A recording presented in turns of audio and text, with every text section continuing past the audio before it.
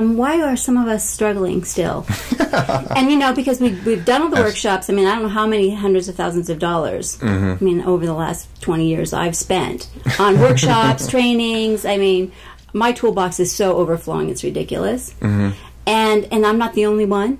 You've seen my books. I have a lot of books. There's a lot, right? I get you to buy books. Right. There's a lot. I love that, and I love reading them. And it's, you know, however, we still, some of us, a lot of us, still choose to struggle, or we're still struggling. Absolutely. Right? It's funny you bring us up. I keep saying funny. It's funny. It is funny. I told someone, I think a year and a half ago or 2 years ago, because I bought the Louise Hay CD, You Can Heal Your Life, just so I can have it. Right. My first self-help book was that. And I told someone that, you know, if I really read this and incorporated these practices and just continued to process this, I would have never needed any other self-help book. And that was just it. I laugh because now I have 1,000. But several things is that we humans have a misconception that the goal of spirituality or life itself is about it becoming smoother and possibly it being easier.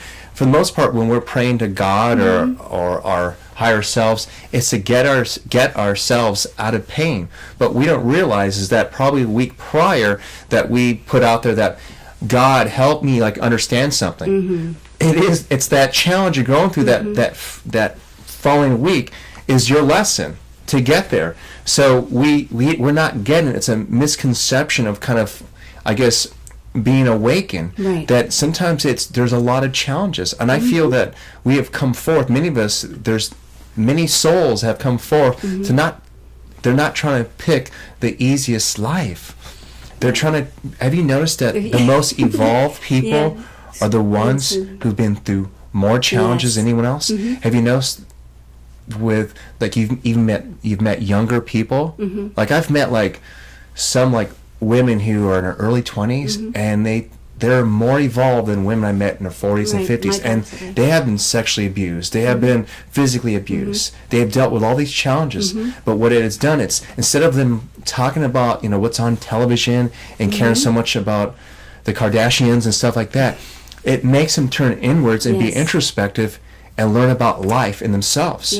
So I feel as though sometimes those challenges are just merely lessons, and it's there for us to grow.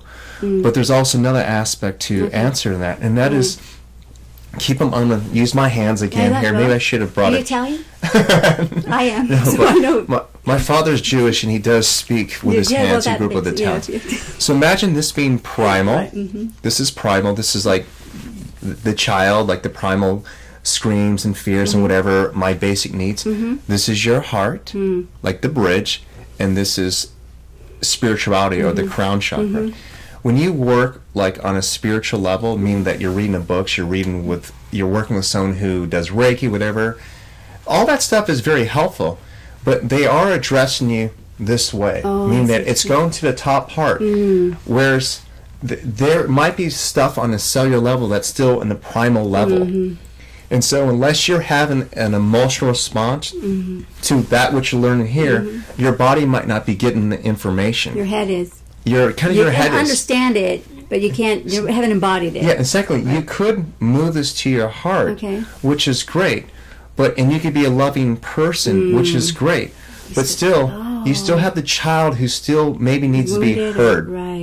And it's not that again, it's not about a child maybe being able to share with his parents, you know, what he feels that they did wrong. It's that child, now the adult, being able to express without feeling as though that they're going to be shunned or hurt. So they've come forth. I mean, part of their karmic lesson here is to know that they can be themselves regardless of circumstances, regardless if that they're in a, you know, they're in a I guess, in a oppressed country or by a family that's very religious. It's for them to be able to rise above that. So when a person is able to connect to that spiritual knowledge, bring it to their heart, and from the heart bring it to the primal body and bring it back up, that's when I feel we have this experience of full healing and awareness.